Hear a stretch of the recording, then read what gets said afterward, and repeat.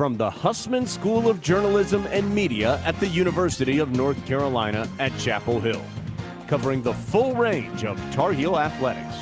This is Sports Xtra.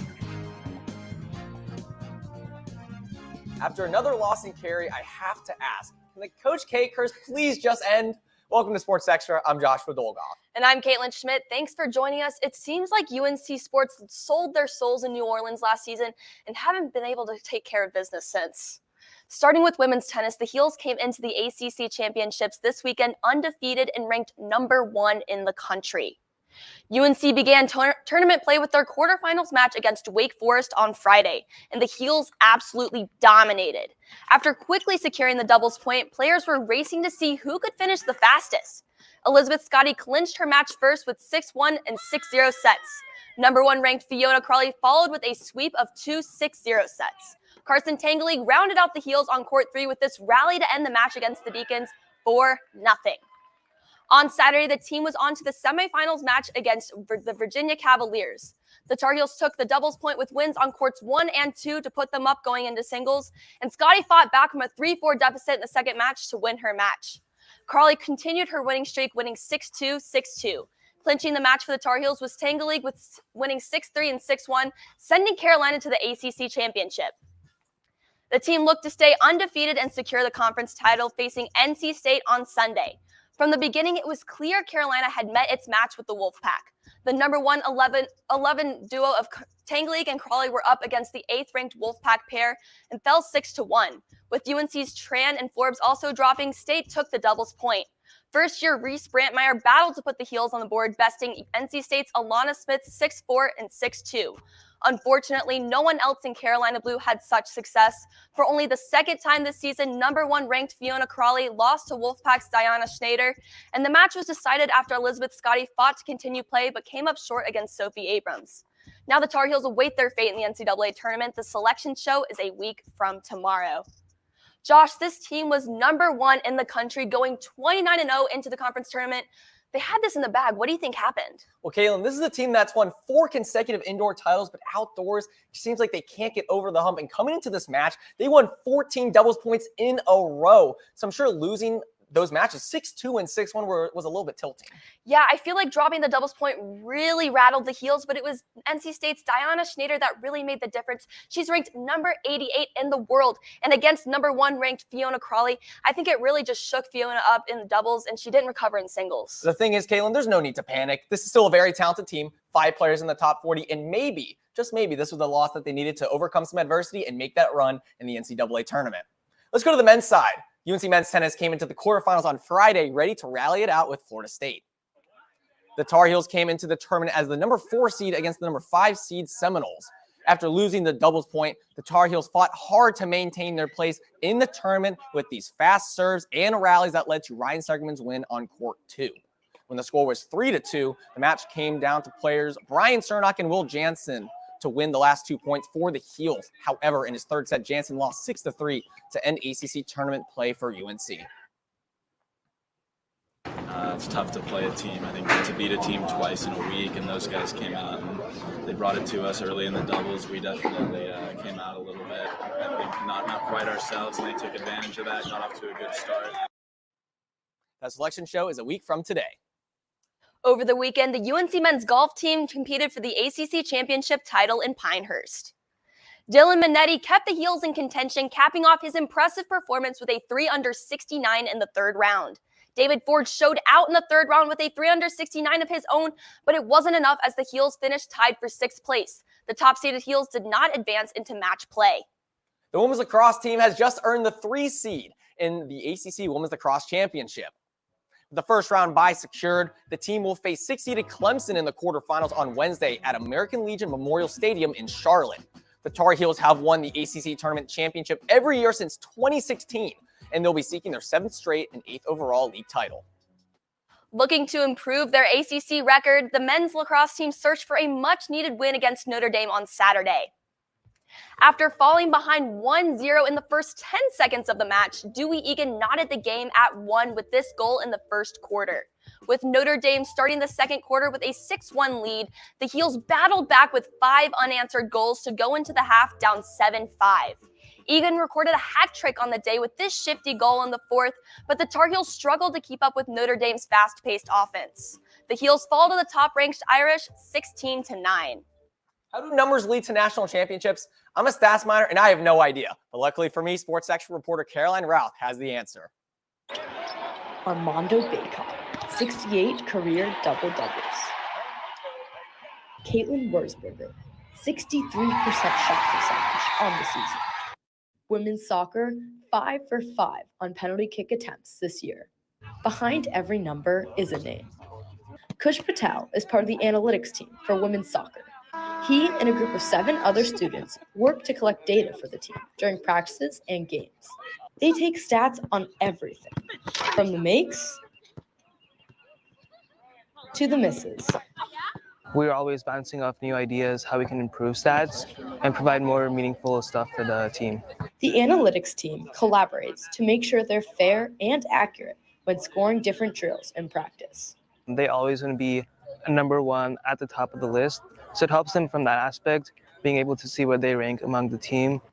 Jaron Plummer explains, their little dashes make a difference. The Virginia Tech game, we actually started doing defensive statistics, and before that time we had conceded I think 11 or 12 goals, and then after that time, which was about the mid-season mark, we conceded the same amount, but we played in an ACC tournament, which is the toughest conference in the nation, and then we also played in an NCAA tournament. So the stats can make a difference in the chase for a national title. I'm Caroline Routh, reporting. Let's hope the analytics team can help the women's soccer team get back to Cary for another run at the national title. Let's go to men's basketball because Hubert Davis has done it again. The Tar Heels went to the transfer portal one more time and came back with former Stanford forward Harrison Ingram. The 6'7" forward immediately fills a huge gap for the Tar Heels offense that desperately needs help at the wing position. Ingram is coming off 2 years with Stanford, where he was named Pac-12 Freshman of the Year and became a key piece for the Cardinals last season. In his 2022-2023 campaign, Ingram averaged 10.6 rebounds and 4 assists a game. Tar Heel fans hope he brings versatility, shot making, in this poster dunk to the forward position. Now, Caitlin, we just got Cormac Ryan Thursday night. Now it's Harrison Ingram. For the starting lineup, what's your projected starting 5? Well, Josh, I feel like it's pretty obvious it's going to be RJ Davis and Armando Bacot bookending at the 1 and the 5. But I feel like it's going to be Ryan at the 2, Withers at the 3, and Ingram at the 4, with freshman guard Simeon Wilcher maybe coming in off the bench to replace Puff Johnson's role. Now, for me, I'd love to see Jalen Washington maybe at the 4, but I'm a huge fan of playing small this year. Let's throw Simeon Wilcher in there at the 2 guard, move Cormac to the 3. Yes, we're moving Harrison to the 4. It's a little small, but maybe that 4-out offense would give Bacot a lot of room to operate inside. It's kind of like Baylor's offense. They use 3 guards. I love 3-guard offenses, and I think they'll give us some good room to shoot on the outside as well. You know, Josh, I think it's going to be interesting seeing how Hubert Davis is going to switch up the starting lineup. He did not deviate from the Iron 5 last year, but maybe we'll see him playing big, playing small, depending on the team. But I guess that answer will be in November. Moving on to track and field, on Friday, the team had one of its best days of the season at the Wake Forest Invitational at Kentner Stadium. The Tar Heels got their first win of the day from Roman Mitchell in javelin with a throw of 63.96 meters.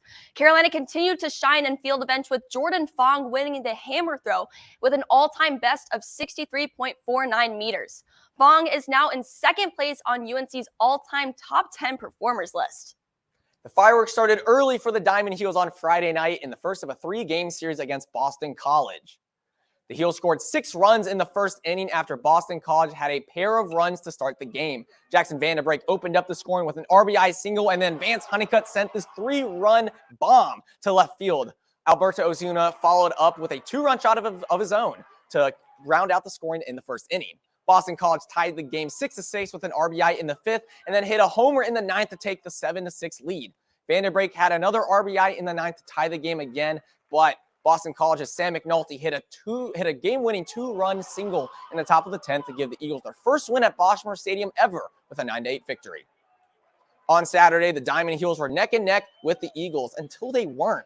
In the 5th, Tomas Frick had a sac fly and scored Vanderbrake, putting the Heels up 2-1.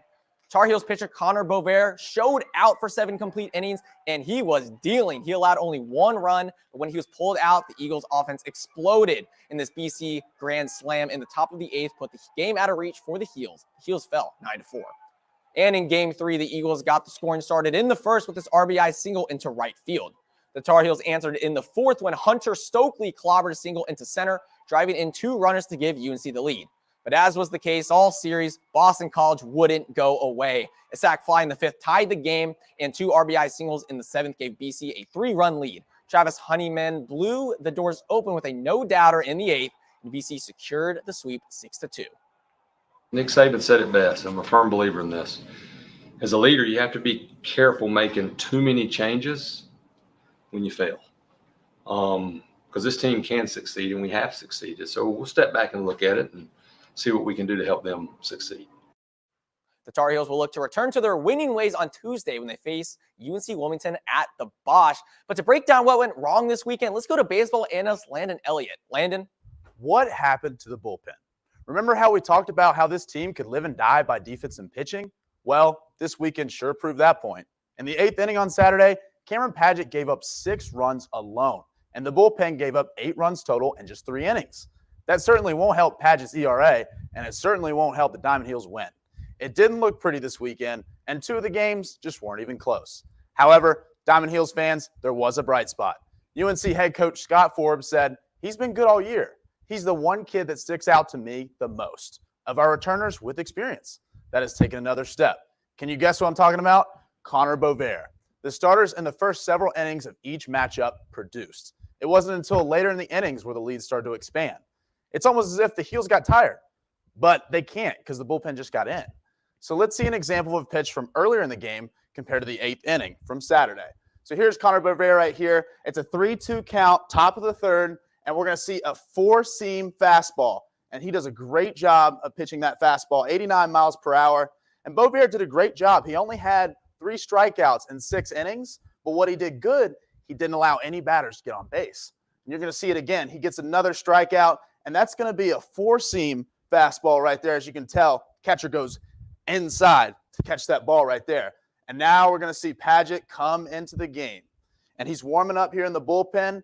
And Nick Pry, he's going to relieve Nick Pry, who did a pretty good job, but he allowed all the runners to get on base, and it just wasn't a good look for the Heels.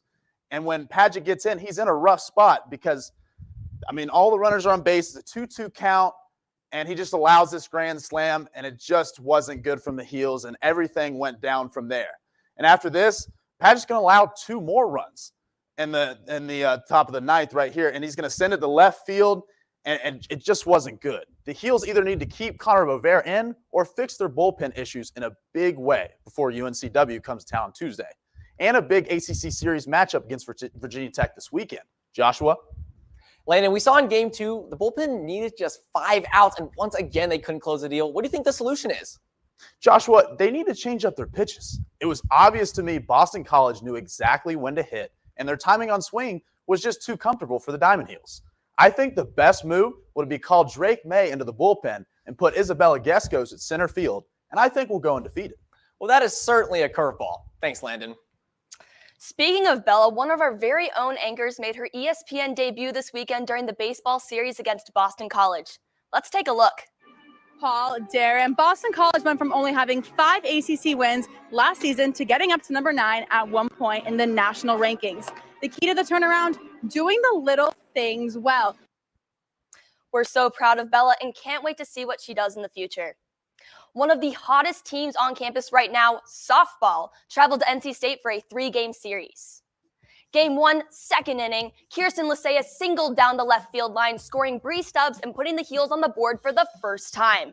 Then Destiny Middleton added another run with a fielder's choice to first base that allowed Settlemeyer to get across home plate. After a 4-run 4th inning, the Wolfpack took a 4-2 lead, but Carolina wouldn't let the Wolfpack win that easily.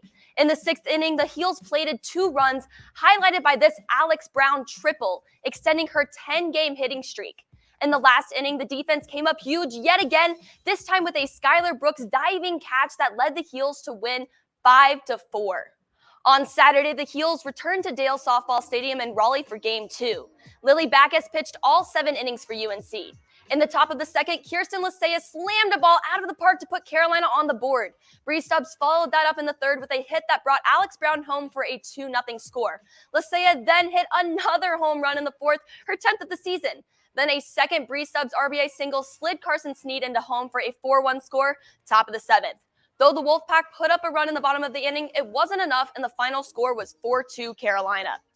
In the second game of the Sunday doubleheader, Carolina was down 2 early, but in the top of the fourth, Lisea knocked another home run, her third of the day, to bring home Anisha Jordan. And State put up an RBI in the bottom of the fourth, but an amazing outfield catch by Bree Stubbs in the bottom of the sixth kept it at 3-2. The Heels were looking for some seventh inning magic as Brown stepped up to the plate, and she delivered a game-winning spark against the home run that cleared the bases. With that, the Heels put the kibosh on their spring cleaning and the series sweep game win 5-3. On Saturday, the UNC field hockey team played its first scrimmage at Karen Shelton Stadium without Karen Shelton as a head coach. UNC hosted Stanford for the last scrimmage of the spring season. The team came together on defense, forcing turnovers with strong double teams. The Heels were also able to fight through some double teams themselves with strong stick skills and quick passing. Their confidence passing the ball was seen throughout as they tallied many assists during the contest, like this goal that was served up by Riley Heck for a clean sweep by Kirsten Tomasi into the back of the cage. The Heels closed out the scrimmage 7-0. The dominant effort has coaches and fans excited to see what new coach Aaron Matson can do with the program following the perfect season the team completed last fall. Our game and part of me, and they know that, of just never being satisfied, never being complacent. So I don't care if we're up, 1-0 versus 7-0. It's just about how we can turn defense into offense, the next goal that we can get, and capitalizing on every opportunity. This weekend, the Rowing Heels competed in the Lake Wheeler Invitational, which they co-hosted with the Blue Devils. The first Varsity 8 boat improved 11 seconds from the Friday showing, but the real joke was from the third Varsity 8, where the Heels cut 30 seconds from their Friday time, but it wasn't enough, and Duke topped the leaderboard with 88 points. We have 2 Play of the Week candidates, both coming from UNC softball team's series sweep of NC State. For our first play, we see Skylar Brooks make a phenomenal diving catch in the right field during the 7th inning of their game against NC State on Friday night. And for our second play, top of the 7th, UNC down 1. Alex Brown rips the ball down the first baseline, and she books it around first. She's headed to home for the inside the park home run to win 5-3 and complete the series sweep of NC State. This is probably the closest play of the week we've had, so make sure to cast your vote on our Sports Xtra Instagram story, then tune in on Friday to see which play was chosen. We've all played ping pong before, but probably not to the level of UNC's club table tennis team. Here's Brendan Lunga. For these team members, ping pong isn't just a game played for fun. It's a competitive sport.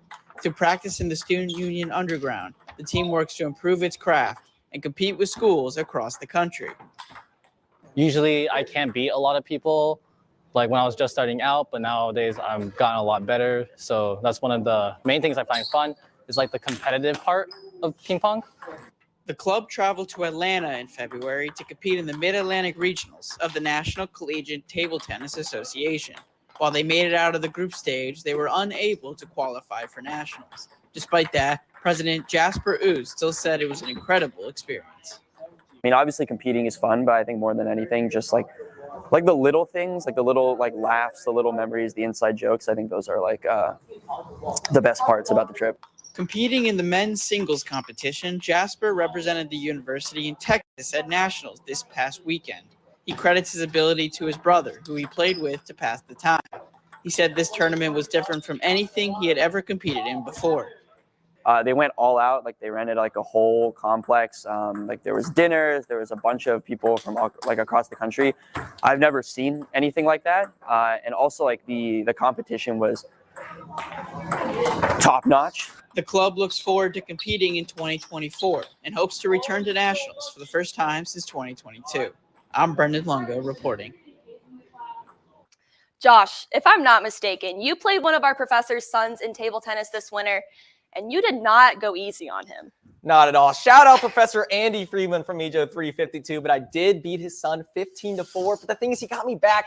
He beat me 6-4 in a quick game to 5, so I don't think I've gotten over that loss yet. Josh, he had to teach you a lesson. Come on now. But I cannot be one to speak because I might have lost to the, 10-year-old? Sadly. That does it for this edition of Sports Xtra. Tune in on Friday for our final show of the semester. But we can't let you go that easy, Caitlin. You've been with us for over 2 years. We have to give you the special send-off that you deserve. Colin, cue the video. Yay, how are you doing today? Well, Caitlin, I'm gonna be honest. I was doing all right, and then I realized that you were actually leaving this time, for good, and it's making me kind of sad. I'll be honest. We had a lot of good memories together, a lot of good cookout runs together, and on behalf of the people you're about to hear from, thank you for all you've done for Sports Extra. Thank you for all you've done for me. My mom called you my redheaded girlfriend about a couple months ago, and it's just because we're really close, and I'm really gonna miss you, and I know you're gonna do great things. So thank you, love you, and listen to what these people have to say. At the University of National Champions, we spell happy N-A-T-T-Y. Good afternoon, I'm Nick Perlin. And I'm Caitlin Schmidt. An alternate spelling could be B-E-A-T-D-U-K-E. Thanks for joining us on Sports Extra. Caitlin Schmidt, Schmidt the Jit, my homie. You're killing it out here. Been peeping all the car wash combos. You're doing your thing. Proud of you. About to graduate. Wild how fast the time flies. Live it up. Be you. Stay focused. And you're going to do great things. Much love. Yo, what up, Schmitty? We're at your favorite place. We're out here grilling with Riley Kennedy. Riley, say hello to Caitlin. Anyway, we're out here at the C-Square Pool, your favorite place, and I don't know why we're making this video. Because you're coming back for a 5th year. Isn't that right, Riley? You got to run it back. You got to run it back. But anyway, you're absolute money on the anchor desk, and you're absolute money as a person, and we're going to miss you, Caitlin. Isn't that right? Yeah, your heart's full of gold. You heard it here first. Riley Kennedy said your heart is full of gold. And you look like money, too. And apparently you look like money to Riley Kennedy. Hi, my name is Caitlin Schmidt. I'm from Harrisburg, North Carolina, and I will be a rising sophomore at UNC Chapel Hill next year. I would love to be a part of the Carolina Girls dance team. Hey, Schmidt. I heard a rumor that you were on the dance team, and the fact that you were on the dance team and did Sports Extra and did everything else you did is just all the more impressive. But in all honesty, you were fantastic to work with. I'm so glad I got to do Sports Extra with you for the couple of years that we overlapped. You always brought such fantastic energy, the biggest smile on the earliest of mornings. You always had such great vibes, and I really appreciate that. And it was so much fun getting to not only work with you and anchor the show with you, but just be your friend and hang out with you, outside of class as well. You were not only one of the better anchors and better people in Sports Extra, you're just one of the better people in general. And so I know you're going to do absolutely fantastic things in whatever path you choose to take after UNC. And I'm just excited to see you accomplish your dreams and accomplish your goals. So thank you for everything you did for Sports Extra, and best of luck in the future. Caitlin, just wanted to say congratulations on graduating. You're going to go. Hey, cheers, Caitlin. Congrats on a great graduation. Congrats.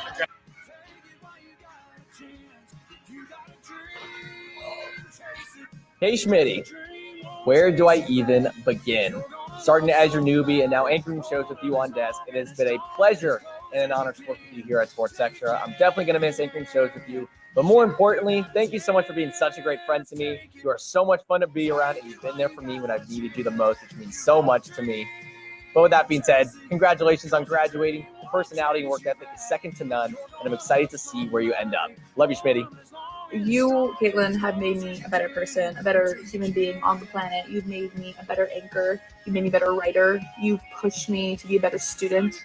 You have truly just changed my life. And I'm so sad to see you go. I'm going to do so much, but I know that you're just going to crush adult life. Man, Caitlin, you really are graduating, aren't you? It sucks for me, at least. I'm very, very proud of you, but you've been part of Sports Extra longer than I have, and as long as I've been a part of Sports Extra, Caitlin Schmidt has been part of Sports Extra. And it's going to be a lot different without having you around. You bring so much energy to the class, every show that you're a part of, even the shows that you're not, just knowing that you're there brings a whole new energy to the class. And it's going to suck not having you around, but I wish you all the best, and thank you for being such a huge part of this class.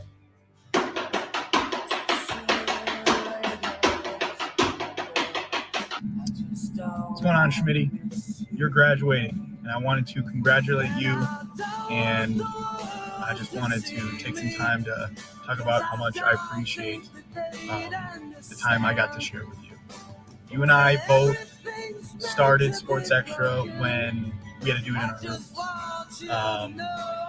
You and I have known each other for a while, and it's crazy how much I've seen you grow over the past 2.5 years.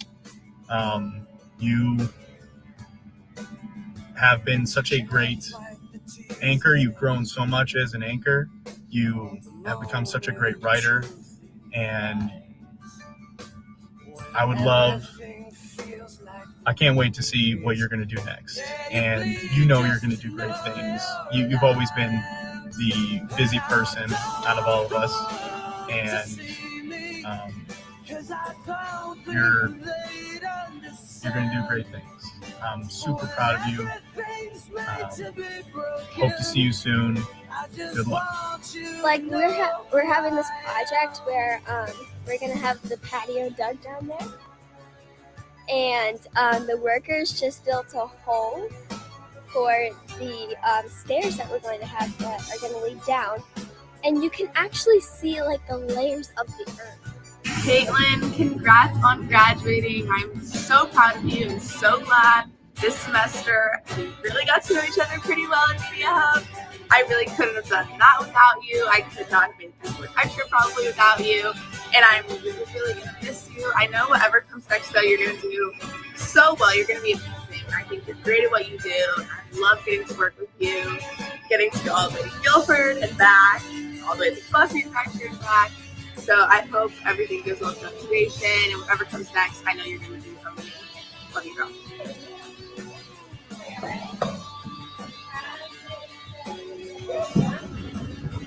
Hi, Caitlin. Hey, Caitlin. We're so proud of you and everything you've accomplished, from hosting Sports Extra to dancing in every football and basketball game. The busiest person I know, but one of the most hardworking people, and we love living with you. We love you. Happy graduation. Happy graduation. The top things we're going to miss when Caitlin graduates. Going to Chapel Hill for football, basketball games, and Zeta events. Hearing rough drafts and story ideas at all hours of the day. Watching Sports Extra midday on Monday, Fridays, and sometimes Wednesdays. Watching her dance at school and around the house. We are so proud of you and can't wait for the next chapter of your life. And guess what? I'll have one kid off my payroll. Congratulations, Caitlin. We love you. Good morning, Caitlin. It's Grammy and Pop Pop. We're so proud of the wonderful 4 years you had at Chapel Hill with your Carolina Girl dancing, your sports media journalism. You have had quite the ride, and we can't wait to see what's coming next in your life. We love you, honey. We love all the articles you prepared. We've read every one of them. Good luck, hon. Hi, Caitlin. Another milestone. Congratulations on graduating from college, and good luck with your future life. You accomplished so many things, dear. So proud of you. you. So proud of you. Love. We hope you enjoy your next steps in life, honey. We love you. Bye-bye.